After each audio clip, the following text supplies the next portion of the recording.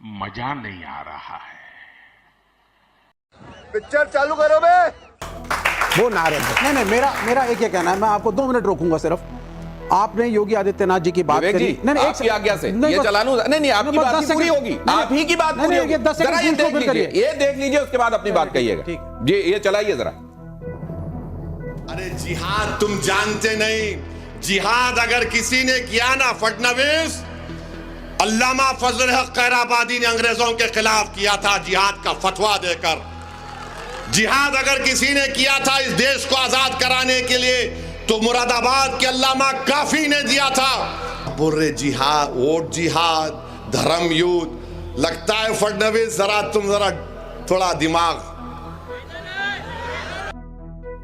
Vote जिहाद करना पड़ेगा, ये तो हमने कई बार सुना।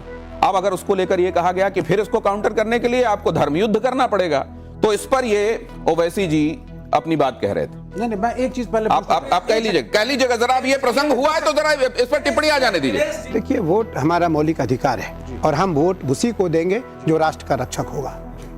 क्या बात है सर, क्या बात है सर, क्या बात, ये बात है। अरे सर क्या बात, जो राष्ट्र का रक्षक होगा। हम अपना मत का अधिकार उसी को देंगे जो धर्म का रक्षक नहीं, राष्ट्र का रक्षक होगा। धर्म का रक्षक अलग अलग हो सकते हैं, आप अलग धर्म के हो सकते हैं, मैं अलग धर्म का हो सकता हूं, आप अलग धर्म के हो सकते हैं, लेकिन राष्ट्र सबका है। जो राष्ट्र की रक्षा, राष्ट्र में सर्वोपरि कौन है? गंगा, गाय, मानवता, मौलिक सिद्धांत और राष्ट्रीय परंपरा, राष्ट्रीय ध्वज। इन पांचों के प्रति जिसका समर्पण होगा वो वोट का अधिकारी है। बात तो सही है। देखिए, इससे ये जो कहा जा रहा है, इससे किसी का अहित नहीं होता, बल्कि इससे किसी का अगर होगा तो मंगल ही हो सकता है। लेकिन 2014 से पहले, 2014 के बाद और आगे सनातन आपको कैसा दिखाई देता है? देखिए राहुल जी बहुत बड़े पत्रकार हैं, मैंने सुना है इनके बारे में, पर मैं एक बात बताना चाहूँगा कि आज जो हमारी चिंता का विषय है वो ये है बेटी रोटी और चोटी। बेटी रोटी और चोटी। आप हमें बताएं, जो जाति की बात आती है तो जाति तो हमारे यहाँ वेद की परंपरा है। एक मंत्र है, ब्राह्मणों से मुखम आसित बाहु राजन्या कृता उरु तदस्य जात वैदा। तो भगवान के अंग से ही चारों की उत्पत्ति है, ब्राह्मण, क्षत्रिय, वैश्य और शूद्र। हमारे यहाँ अलग नहीं माना गया इसको, हमने अलग इसको दिया ही नहीं कभी। शूद्र जो है वो भगवान के पैर है, भगवान के, हम सदैव भगवान की पैरों की पूजा करते हैं। लेकिन आज जो हमारी युवा पीढ़ी है उनमें आपको धर्म परिवर्तन होते हुए नहीं दिखाई पड़ रहा है? मैं उत्तर दूं जी। धर्म परिवर्तन मेरे हिसाब से एक आध्यात्मिक अपराध है, मैं उसके बहुत सख्त विरुद्ध अच्छा हूं। है, नहीं तो बहुत अच्छा है। ठीक है, क्यों? लेकिन कुछ धर्मों में दूसरे लोगों को अज्ञानी और अंधकार में डूबा हुआ बताकर, समझकर उनको ज्ञान और प्रकाश के उसमें लाने की कोशिश में धर्म परिवर्तन का एक प्रावधान किया गया है। मैं समझता हूँ कि यही अपने आप में एक अनाध्यात्मिक भाव और बात है, तो मैं इसका सख्त विरोधी हूँ। बिल्कुल ठीक है, अच्छा है, क्यों अच्छा है? तो दूसरी बात, एक नहीं है, अरे मैंने कहा अधिकार तेरा तो गेम बजाना पड़े। है, संविधान, आप उसको जस्टिस नहीं देंगे अपने समाज में। विवेक, अम्बेडकर ने गलत किया था। विवेक, मैं आप कुछ कहूं? अम्बेडकर पे बोल दीजिए। आपने उत्तर दे दिया। क्यों हिंदू धर्म? अरे सुन तो लीजिए महाराज। नहीं, विवेक जी कह रहे हैं कि धर्म बदलने में सर कोई दिक्कत नहीं, कोई दिक्कत नहीं है। तो आप कब बदलने वाले हैं? अरे एक मिनट, हम तो मानते नहीं।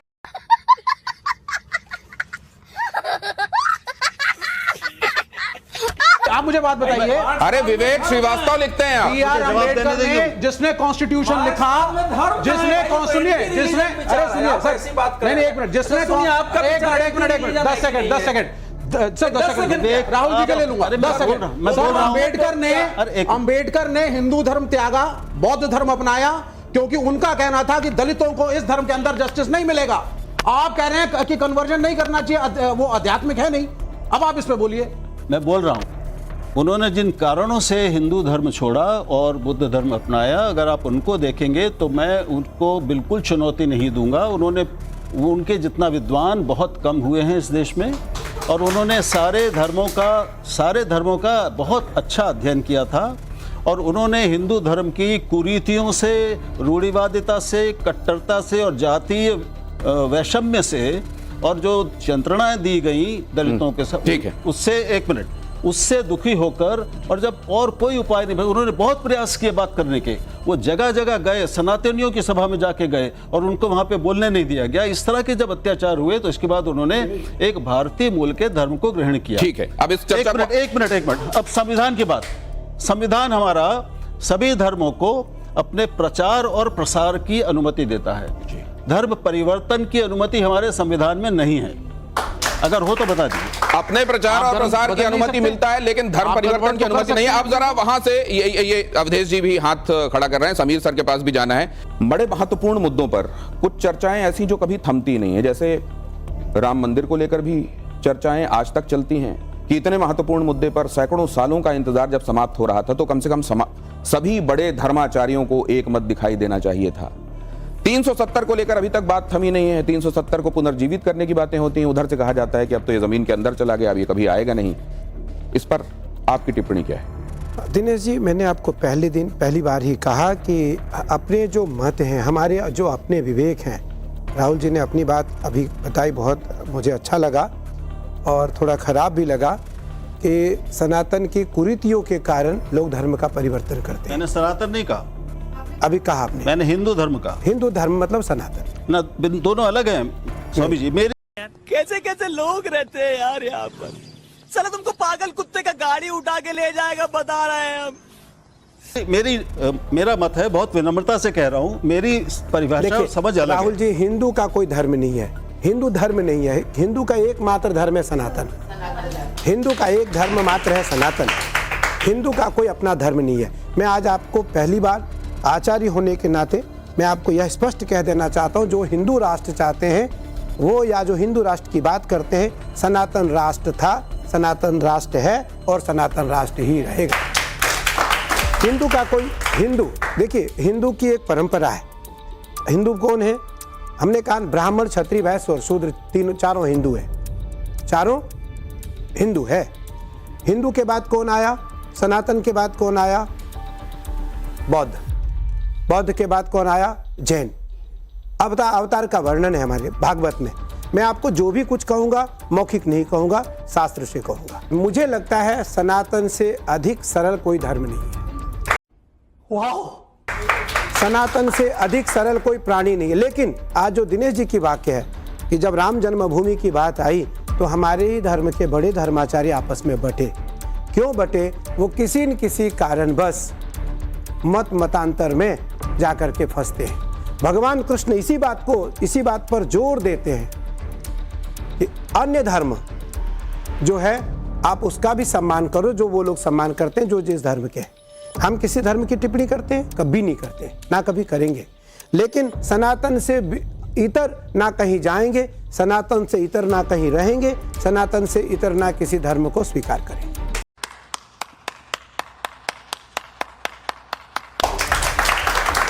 लेकिन यहीं पे एक धर्म संकट है स्वामी जी। मेरा भी यही, अगर मान लीजिए अलग अलग तरह के विचार हैं किसी समाज में, कहते हैं समाज को इवॉल्व करने में, उसको और आगे ले जाने में वो अलग अलग तरह के विचार महत्वपूर्ण होते हैं। और वहीं ये भी माना जाता है कि बटेंगे तो कटेंगे। तो ये बटना कहां लागू है, कितना लागू है, ये किस संदर्भ में है? क्योंकि इसकी अलग अलग व्याख्याएं भी हो रही हैं। बटेंगे तो कटेंगे की चर्चा हर जगह है, और बटेंगे कटेंगे का इंटरप्रिटेशन भी, उसका तर्जुमानी भी अपने अपने हिसाब से हो रहा है। आपको क्या लगता है क्यों कहा गया है और क्या मंतव्य है? देखिए, क्योंकि मैं किसी राजनीतिक विषय पर कोई उत्तर नहीं देना चाहूँगा। मेरा एक विषय है कि सत्ता, भगवान कभी किसी गर्भ में, माँ के गर्भ में नहीं आए। भगवान किसी स्त्री के गर्भ में कभी नहीं आए, एक बार आए। आपको विद्वान हैं आप चारों, एक बार भगवान कृष्ण एक स्त्री के गर्भ में गए परीक्षित को बचाने के लिए। बाकी भगवान प्रकट हुए, अयोध्या में भी प्रकट हुए, मथुरा में भी प्रकट हुए। भगवान ने जन्म नहीं लिया। मुझे क्या लगता है कि भगवान कौशल्या के गर्भ में नहीं गए थे? नहीं, भय प्रकट कृपाला, दीन दयाला, कौशल्या हितकारी। ये अवैज्ञानिक नहीं है। कैसी बात कर रहे हैं? ये अवैज्ञानिक नहीं है जो आप कह रहे हैं। अवैज्ञानिक है। नहीं, बिल्कुल नहीं अवैज्ञानिक। तो पुत्रकाम यज्ञ को भी आप अवैज्ञानिक कह देंगे? आप क्यों जस्टिफाई खीर को भी अवैज्ञानिक? मैंने पूछा है कि ये अवैज्ञानिक है जो आप कह रहे हैं। मेरे हिसाब से बच्चा पैदा होता है, प्रकट कोई नहीं होता। तू है कौन रे? आप कह रहे हैं प्रकट, लेकिन और मैं आपका आदर भी करता हूं, लेकिन अब आप इसमें कुछ बताइए ना हमें कि हम नहीं, लेकिन आप इसको आप लेके जा रहे हैं। मैं जिस तरफ जा रहा हूं उस डायरेक्शन से अलग पटरी में आप ट्रेन दौड़ा रहे हैं। मैं ये जानना चाह रहा हूं कि 370 राम मंदिर जैसी बातों पर पटाक्षेप कहीं पर होगा या इसको लेकर चीजें चलती रहेंगी? हम सभी राम मंदिर के समर्थक थे, समर्थक हैं, समर्थक रहेंगे। राम हमारे आराध्य थे, राम हमारे आराध्य हैं, राम हमारे आराध्य रहेंगे। रामो विग्रहवान धर्म। राहुल जी, एक समय पूरी सत्ता, पूरी पृथ्वी राम की थी। उस राम के समय में एक छोटी सी दृष्टांत में अपनी बात आपके सामने खत्म करूंगा। एक दिन राम के सामने मेरे जैसा कोई साधु मांगने के लिए गया, राम मुझे कुछ दो। राम ने कहा, मैं आज झंझन दरिद्र हूँ। दरिद्र नहीं, मैं झंझन दरिद्र हूँ। आज मेरे पास आपको देने के लिए कुछ भी नहीं है। क्या है आपके पास? तो राम ने कहा, वाल्मीकि रामायण का श्लोक है कि वैदे ही च महाभाग सौमंगल्यावशेषिता। जिस प्रकार अगर आपसे आप कभी कुछ मुझसे मांगे तो मेरे पास इस रुद्राक्ष के सिवा देने के लिए कुछ नहीं है। राम ने यही बात कही उस सन्यासी से कि सीता के मंगल सूत्र के सिवा मेरे पास देने के लिए कुछ नहीं है। क्या हुआ? कहाँ गया सब? आप कहाँ गई आपकी संपत्ति?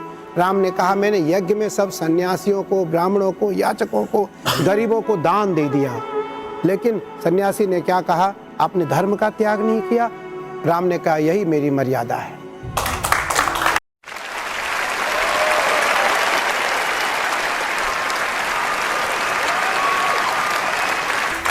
मैं अकिंचन हो जाऊंगा लेकिन मैं अपनी मर्यादा का खंडन नहीं करूंगा। उस कारण राम की सत्ता सार्वभौम हुई। राम की सत्ता।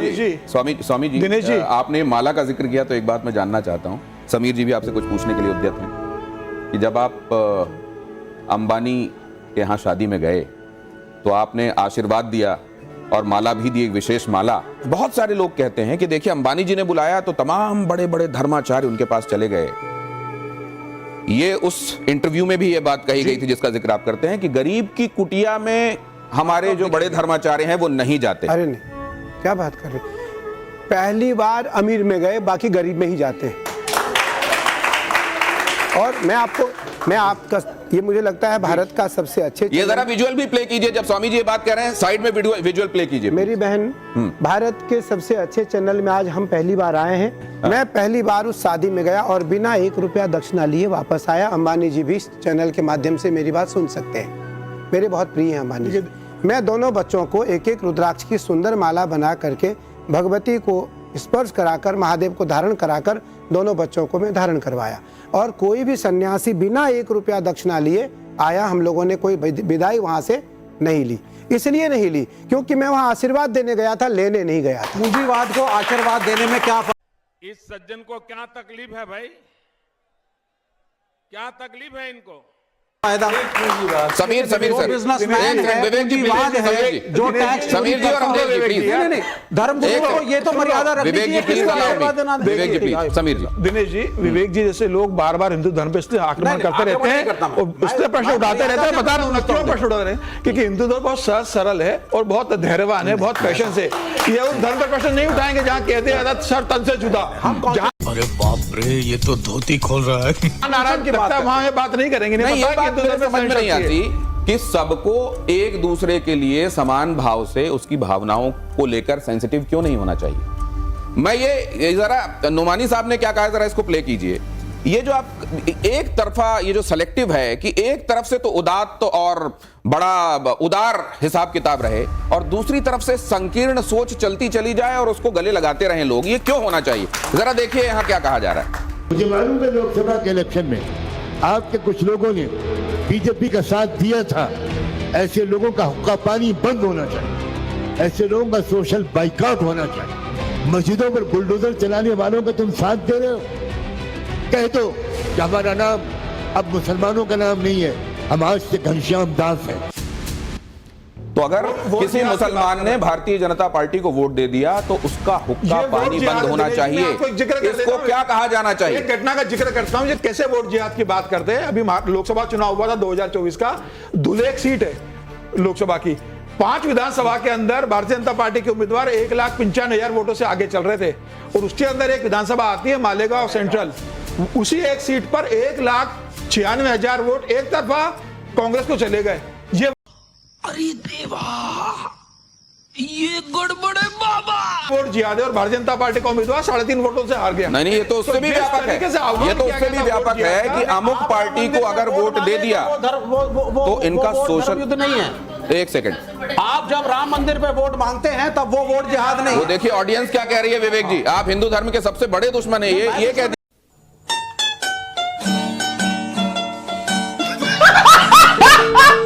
किसी का नहीं, लेकिन मुझको इधर चर्चा में आने दीजिए। मुझे मैं किसी का ये बात कही गई कि अगर किसी पार्टी को आप वोट देंगे, ये लोकतंत्र है, यहाँ आप अपने विवेक से फैसला लेते हैं। विवेक जी वाले विवेक से नहीं, अपने विवेक से फैसला लेते हैं। वैसे में ये कहा जाना कि हुक्का पानी बंद होना चाहिए और वो तो अपना नाम घनश्याम दास रख लें, इसको कैसे देखते हैं आप? मेरा एक केवल ये कहना है कि हमने कहा था 5 की रक्षा करने वाला राष्ट्र में वोट का अधिकारी है। वो कोई भी हो सकता है, वो कोई भी हो सकता है। जो इन 5 की रक्षा करेगा, संपूर्ण वोट का अधिकार उसे है। नहीं तो भैया आप भारत में रहने का अधिकारी नहीं हो। जो राष्ट्र को नहीं माने, ध्वज को नहीं माने, ध्वज को ना माने, मैं तो कहता नहीं मंदिर में आओ नमस्कार करो, मैं कभी नहीं कहता मुझे न बंधन करो, ना बंधन करो, मुझे गाली दो आप, आपकी गाली से मुझे कोई फर्क नहीं पड़ने वाला है, लेकिन धर्म को और राष्ट्र को गाली ना दो, राष्ट्र को गाली ना दो, ये बड़ी अच्छी बात कही आप। ध्वज को गाली ना दो। मेरे ऐसे भी बयान सुने हैं कि मैं राष्ट्र के ध्वज के सामने नहीं झुकूंगा।